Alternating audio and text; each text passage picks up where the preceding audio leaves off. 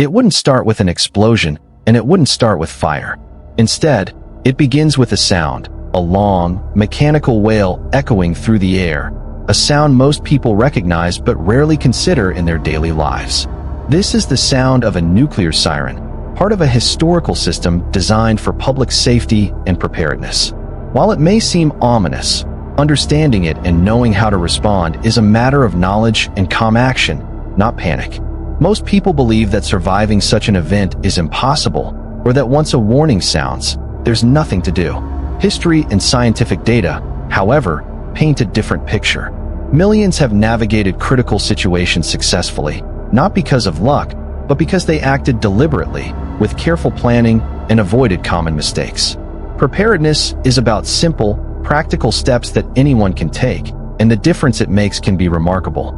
In the next few minutes, we'll explore 5 key principles of preparedness, real actions that you can understand and learn from, guided by research, historical experience, and rational thinking. Each step builds on the last, recognizing the alert, seeking information from reliable sources, moving to designated safe locations if necessary, staying informed while avoiding misinformation, and maintaining calm to make clear, effective decisions.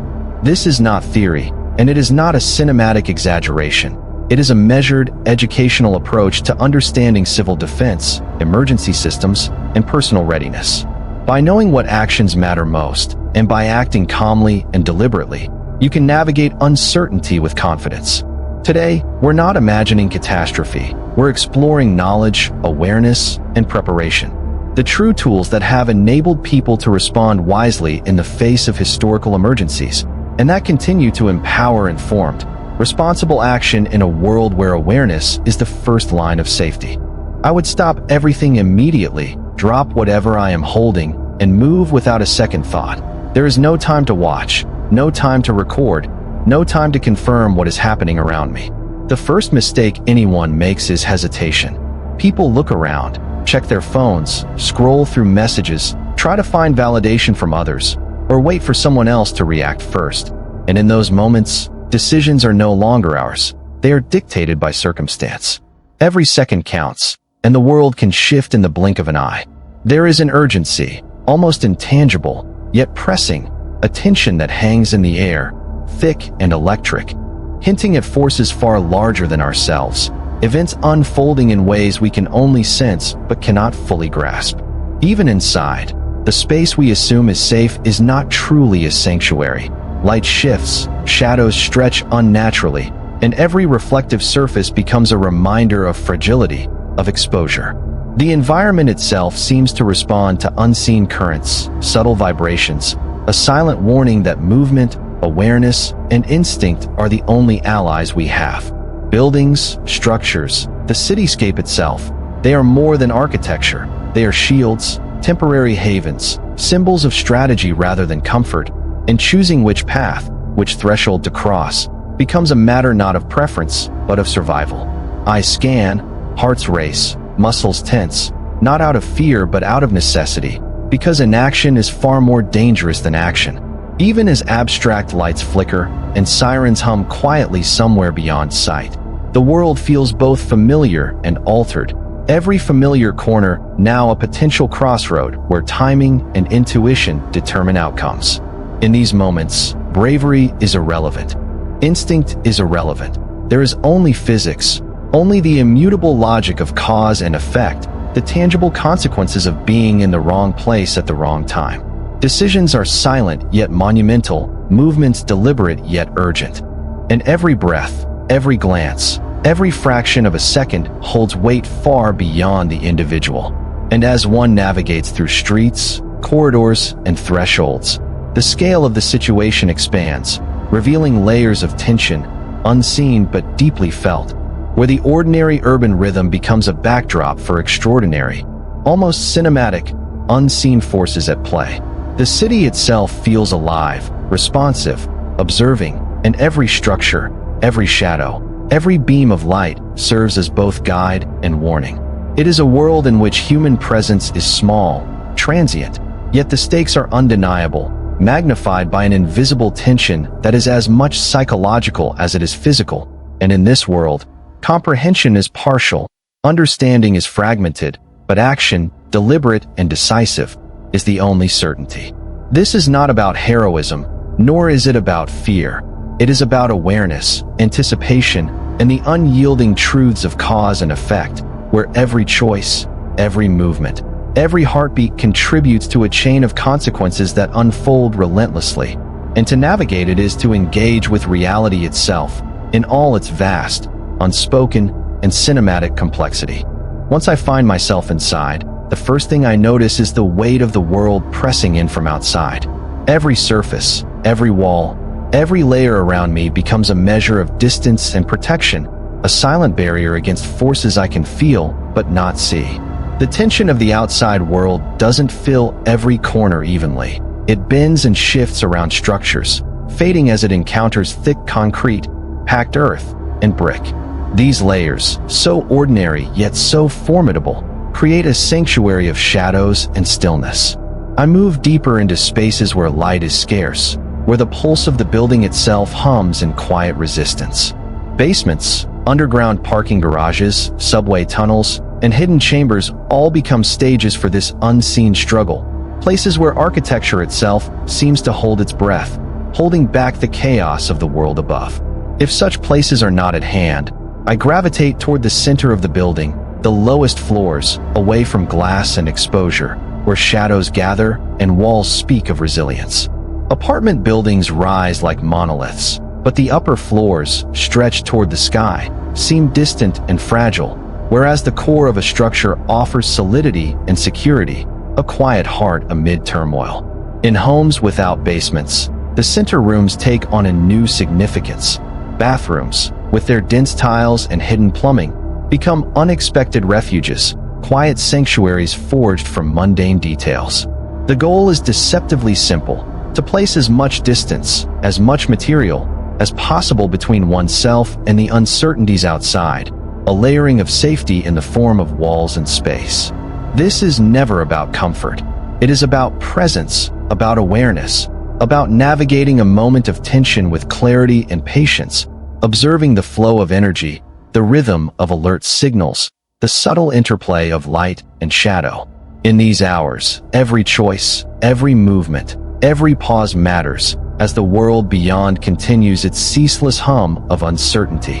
And inside, in these sheltered spaces, there is a fragile stillness, a quiet endurance that stretches time, holding back the storm, one moment at a time, until the danger passes, leaving only the echoes of survival and the weight of reflection, as if the building itself remembers the tension and the calm alike, a silent witness to resilience in a turbulent world.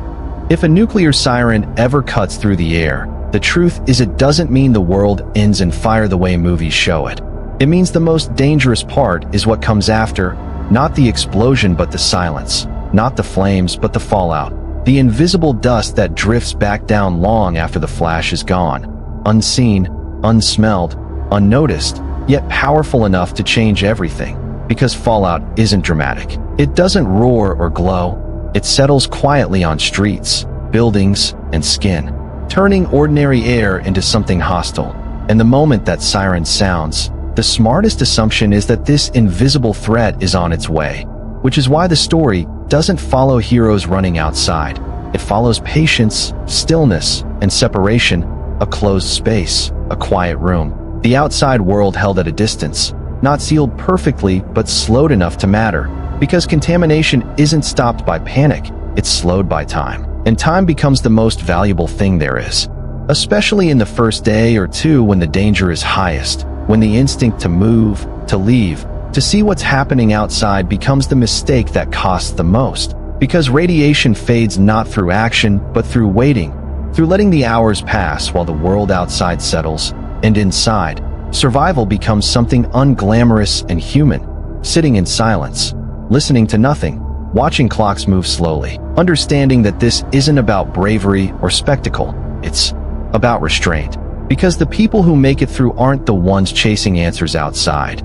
They're the ones who understood that sometimes the most powerful decision is staying still, letting the danger pass, and trusting that patience, more than anything else, is what keeps you alive.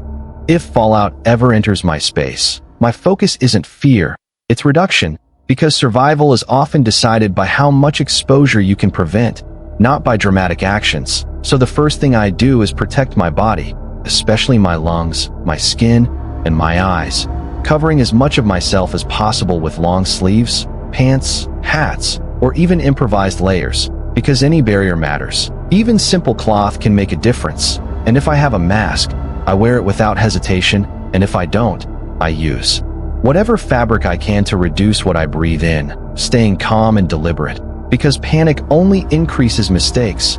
And if I was outside when the fallout began, I don't freeze and I don't rush blindly.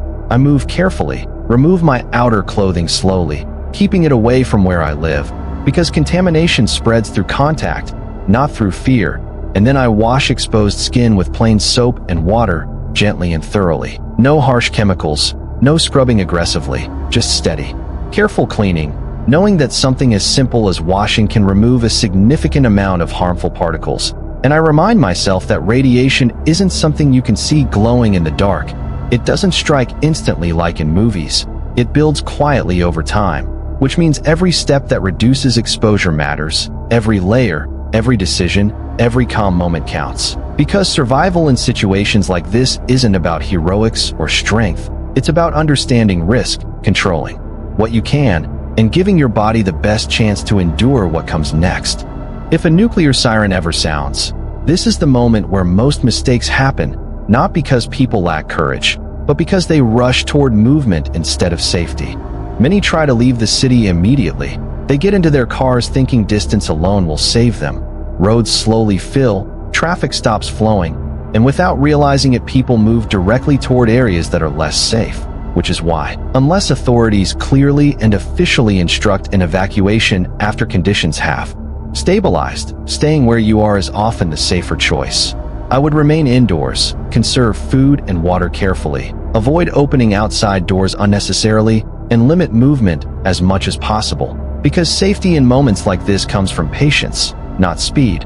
I would stay informed through official emergency broadcasts if available, filtering out rumors and noise, focusing only on calm, verified instructions. And above all, I would control my mindset, because panic pushes people toward poor decisions. Poor decisions increase risk, and risk comes from exposure, not from waiting. Survival in these situations is not dramatic or heroic. It is quiet, controlled, methodical, and honestly a little boring. But that calm discipline is exactly what allows people to endure, adapt, and make it through moments that feel overwhelming without turning them into something worse. Most people are never told this truth, but a nuclear siren does not mean instant death. It means time, limited, precious time to act, because history has already proven that survival is possible when people respond correctly. In Hiroshima and Nagasaki, thousands lived not because the weapons were weak, but because distance mattered, shelter mattered, and time mattered. And those same principles still apply today. Concrete is not just a building material. It is protection, density, and separation from danger, and when used correctly, it saves lives. Distance reduces exposure, buying crucial moments that turn chaos into survival, while time allows the environment to change, radiation levels to drop, and people to make smarter decisions instead of fatal mistakes. The real danger is not the weapon itself, but confusion, panic, and the lack of understanding about what actually keeps humans alive in extreme moments. Movies teach us to expect instant destruction, but reality is slower, quieter, and far more dependent on preparation and awareness. Survival is rarely dramatic. It is calm, controlled, and practical, built on knowledge rather than fear. When people know where to go, how to shield themselves, and why waiting matters, they dramatically increase their chances of living through events that once seemed impossible. A siren is not a death sentence. It is a warning, and warnings exist for one reason: to give those who listen the opportunity to survive, because ignorance has always been more dangerous than any weapon ever created.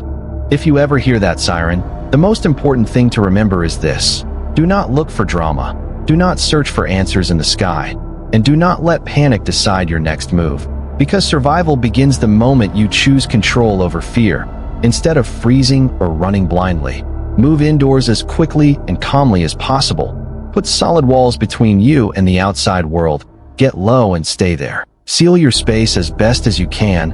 close doors and windows, limit what comes in, protect your body with whatever layers and barriers are available, especially your breathing and your skin, and then wait, because waiting is not weakness, it is strategy.